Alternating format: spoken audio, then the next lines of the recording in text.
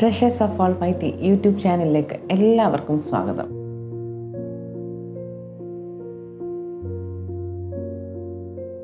നമ്മുടെ ജീവിതത്തെ തളർത്തുന്ന ഒരു അപകടകാരിയായ ഒരു വില്ലനുണ്ട്, ഭയം.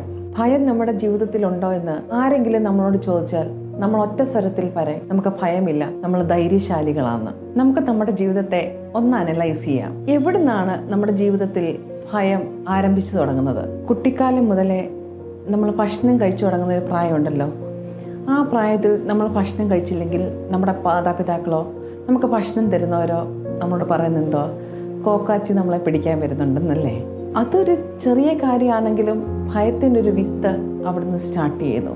അത് കഴിഞ്ഞ് നമ്മളെ സ്കൂളിൽ ചേർക്കാൻ നേരം ഹോംവർക്ക് ചെയ്തില്ലെങ്കിൽ, നന്നായിട്ട് പഠിച്ചില്ലെങ്കിൽ ടീച്ചർ വടി കാണിച്ച് നമ്മളെ ഭയപ്പെടുത്തും. അങ്ങനെ അടുത്തൊരു വിത്ത് നമ്മൾ വീണ്ടും പാകിയിരിക്കുന്നു. നമ്മൾ വളർന്ന് വലുതായി കഴിഞ്ഞ് നമ്മുടെ വിദ്യാഭ്യാസമൊക്കെ ഏകദേശം കഴിഞ്ഞ് നമുക്ക് ജോലിയിലേക്ക് പ്രവേശിക്കുന്നതിന് തൊട്ട് മുമ്പ് നമ്മുടെ വീട്ടുകാർ മാത്രമല്ല, നമ്മളെ കാണുന്നവരും വഴി കൂടെ പോകുന്നവരും എല്ലാം ചോദിക്കുന്നൊരു ചോദ്യമുണ്ട്, ജോലിയൊന്നും ആയില്ലേ മക്കളെ, പെട്ടെന്ന് ജോലി മേടിക്കണം, ഇല്ലാന്നുണ്ടെങ്കിൽ ജോലിയൊന്നും കിട്ടത്തില്ല.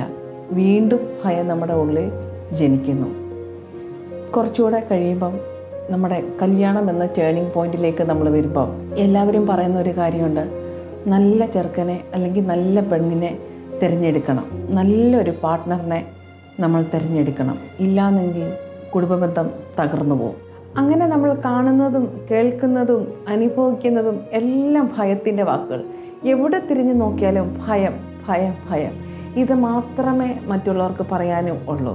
നമുക്ക് സമാധാനത്തിൻ്റെ ഒരു വാക്ക് പോലും നമുക്ക് കേൾക്കാൻ സാധിക്കത്തില്ല. പക്ഷെങ്കിൽ ഒന്ന് ഓർക്കുക, നമ്മൾ ഭയപ്പെടുന്നത് നമ്മുടെ ജീവിതത്തിൽ സംഭവിക്കും. അങ്ങനെ സംഭവിക്കാതിരിക്കണമെങ്കിൽ നമ്മൾ എന്തൊക്കെയാണ് കാര്യങ്ങൾ നമ്മൾ മനസ്സിലാക്കേണ്ടതെന്ന് പറയാം. നമുക്ക് നമ്മെ തന്നെ എങ്ങനെ തിരുത്താം? ഇപ്പം ഞാൻ നേരത്തെ പറഞ്ഞ കാര്യമുണ്ടല്ലോ, കുട്ടിക്കാലത്ത് നമ്മൾ ഭക്ഷണം കഴിച്ചില്ലെങ്കിൽ കോക്കാച്ചി നമ്മളെ പിടിക്കുമെന്ന്. നമ്മൾ അതിന് പകരം കുട്ടികളോട് പറയാം, ദൈവം നമുക്ക് തന്ന ഭക്ഷണമാണ്, ഭക്ഷണമില്ലാത്ത അനേകർ നമ്മുടെ ചുറ്റുമുണ്ട്, അതുകൊണ്ട് നന്നായിട്ട് കഴിച്ചോ എന്ന് നമുക്ക് കുഞ്ഞുങ്ങളെ പറഞ്ഞ് മനസ്സിലാക്കാം. ഞാൻ എൻ്റെ കുഞ്ഞുങ്ങളെ അങ്ങനെയാണ് പറഞ്ഞ് മനസ്സിലാക്കുന്നത്.